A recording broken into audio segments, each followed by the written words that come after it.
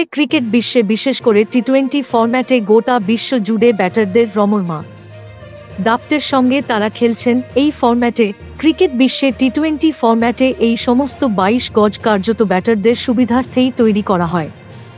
এমন আবহে দাঁড়িয়েও এই ব্যাটার সহায়ক উইকেটে কিপ্টে বোলিং করার পাশাপাশি ব্যাটারদের কালঘাম যিনি ছুটিয়ে দিয়েছেন তিনি হলেন যশপ্রীত বুমরাহ। বিশেষজ্ঞদের মতে তিনি বিরল প্রতিভা। সদ্য শেষ হওয়া টি-20 বিশ্বকাপেও তিনি বল হাতে তাঁর জলবা দেখিয়েছেন, করেছেন চোখ ধাঁধানো পারফরম্যান্স। তার বিরুদ্ধে বাউন্ডারি মারা তো দূর, সিঙ্গেলস নিতেই অবস্থা খারাপ হয়ে গিয়েছে ব্যাটারদের। তাঁর এই দুরন্ত পারফরম্যান্সের কারণেই তিনি জিতে নিয়েছেন টি-20 বিশ্বকাপে টুর্নামেন্ট সেরার পুরস্কার।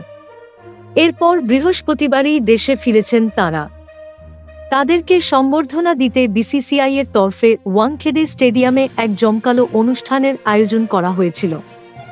আর এই অনুষ্ঠানেই নিজের অবসর নেওয়া নিয়ে গুরুত্বপূর্ণ আপডেট দিয়েছেন যশপ্রীত বুমরাহ।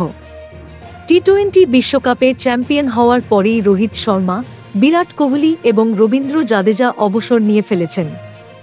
এমন আবহে বুমরাহ কী সিদ্ধান্ত নেবেন তার দিকে সকলের চোখ ছিল।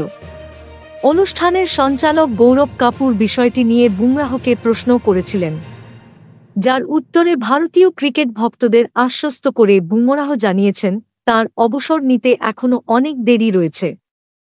আমি তো সবে শুরু করেছি, আশা করব এখনো এটা অনেক অনেক দূরে রয়েছে। ওয়াংখেড়েতে এদিন কয়েক লক্ষ মানুষের সমাগম হয়েছিল।